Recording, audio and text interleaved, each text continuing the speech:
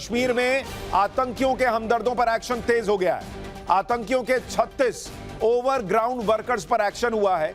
आतंकियों के 36 संदिग्ध हमदर्दों के घरों में रेड डाली गई है। और आपको याद होगा कि हमने आपको दिखाया था कश्मीर में किस तरह से आतंकियों की मदद करने वालों के घर उड़ा दिए जा रहे हैं, नेस्तनाबूद कर दिए जा रहे हैं, और यह सिलसिला रुक नहीं रहा है। तो नरेंद्र मोदी का ऑपरेशन क्लीन, जो उन्होंने कहा है कि वहां भी जो बची खुची मिट्टी है आतंकियों की, उसमें मिला देंगे उनको। जो इधर समर्थन करने वाले हैं अपने यहां, उनको भी वहां पर खत्म किया जा रहा है। उनकी भी सफाई का काम चल रहा है।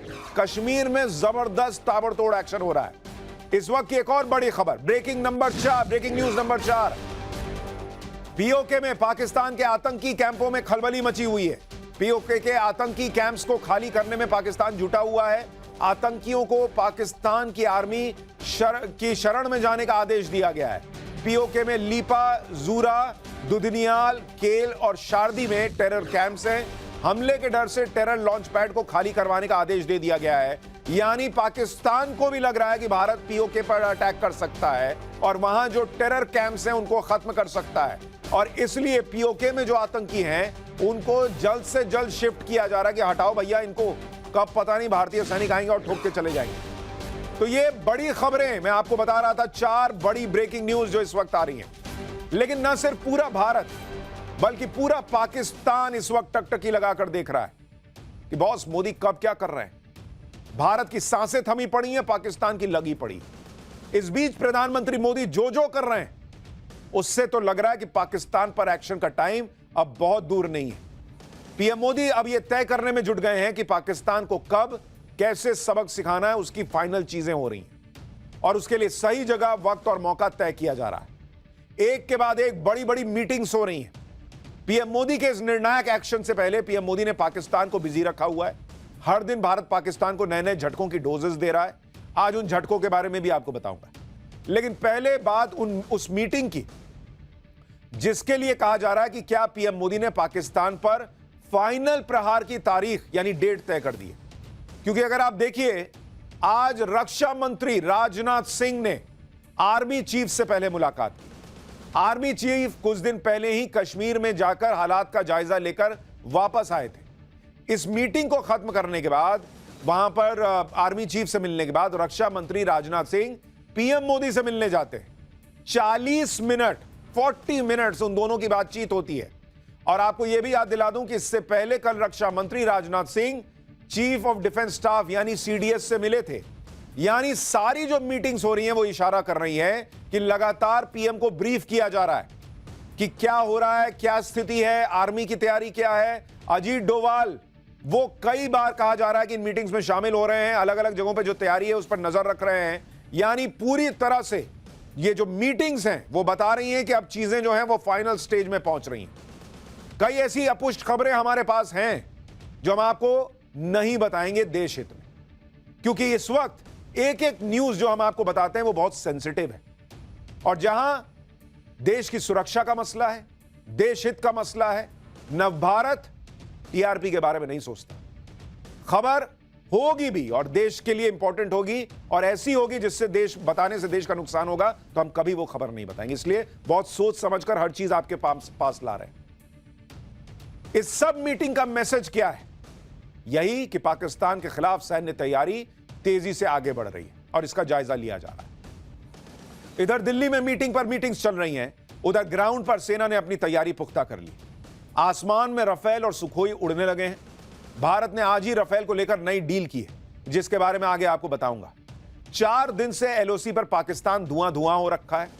समंदर में नेवी अपनी ताकत दिखा रही है। एंटी शिप मिसाइल की फायरिंग से पाकिस्तान वहां अलग घबराया हुआ है।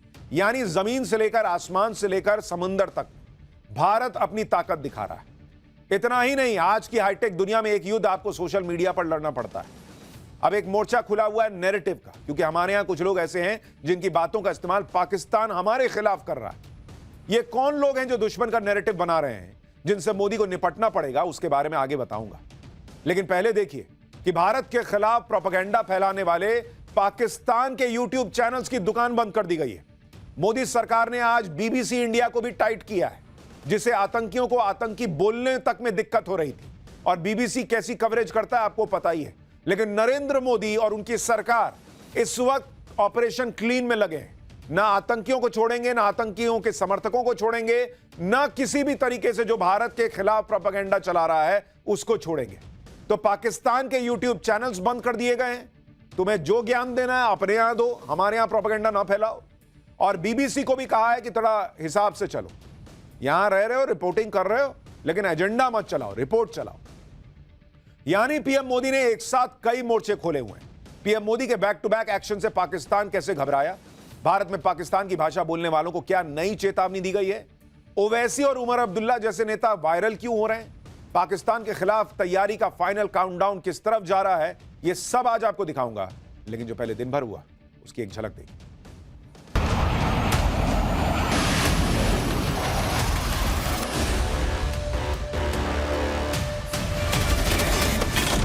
कोई टेररिस्ट को पूछने तक समय होता है क्या? उनके कान में जाके नजदीक जाके पूछेगा। कहाँ ढूंढते फिरोगे भाई? चोर तो आपके बीच में यही घूम रहा हो। खुद ही लोगों को मरवा देते हैं। छोड़ो ना, तुम क्या जोकरों का नाम ले रहे मेरे सामने? तो हमारा पानी बहेगा या उनका खून बहेगा। आप पाकिस्तान और आतंकियों के समर्थक क्यों बने हुए हैं?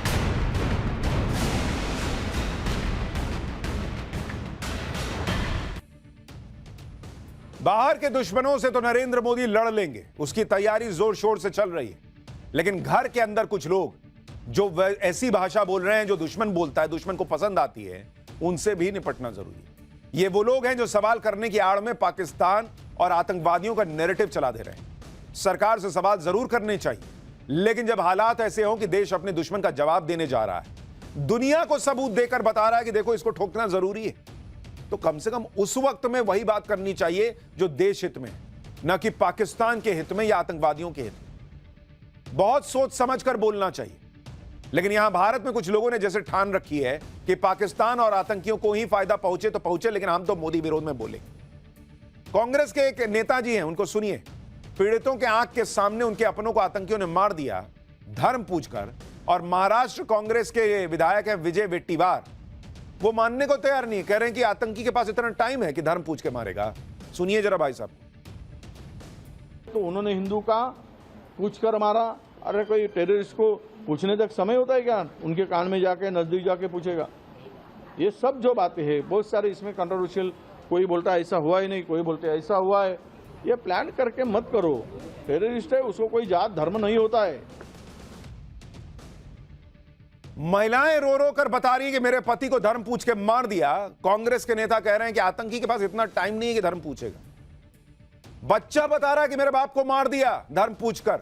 कांग्रेस के नेता कह रहे हैं अरे आतंकी धर्म जात नहीं करता भाई। इतना कॉन्फिडेंस है इन लोगों को आतंकियों पर। कांग्रेस में कोई एक व्यक्ति ऐसा हो तो समझ भी आए। यहां तो पूरी लंबी लिस्ट है भाई। कर्नाटक के एक मंत्री आरबी तिम्मापुर, उनका कहना है कि जो आतंकी गोली मार रहे हैं क्या वो जात और धर्म पूछेंगे? वो तो सिर्फ गोली मारेगा और भाग जाएगा। थोड़ा व्यवहारिक होकर सोचिए, आतंकी वहां खड़ा होकर यह सब नहीं पूछेगा। अभी सोचिए, पाकिस्तान पर एक्शन भी नहीं हुआ, देश के अंदर आतंकियों के हमले में भी इनको तमाम सबूत होने के बाद सबूत चाहिए कि आतंकी ऐसा कर सकता है कि नहीं। क्या वो महिला जिसने पति को खो दिया, क्या वो नरेंद्र मोदी के लिए ऐसा झूठ बोल रही है? क्या वो जो बच्चा जिसका बाप मर गया, वो क्या नरेंद्र मोदी के लिए झूठ बोल रहा है कि बाप का धर्म पूछा गया था? वहां जो लाशें पड़ी हैं, जिनका सिर फटा पड़ा है, खुला पड़ा है, वो लोग झूठ बोल रहे हैं उनके रिश्तेदार कि धर्म पूछ पूछ के मार दिया गया। इनका तनाव यह है कि कहीं मोदी को माइलेज ना मिल जाए। अरे ये माइलेज मोदी के वक्त, मोदी को माइलेज देने का वक्त है क्या? कभी तो देश के लाइन में खड़े हो जाइए सीधे सीधे, सब जहां खड़े हैं।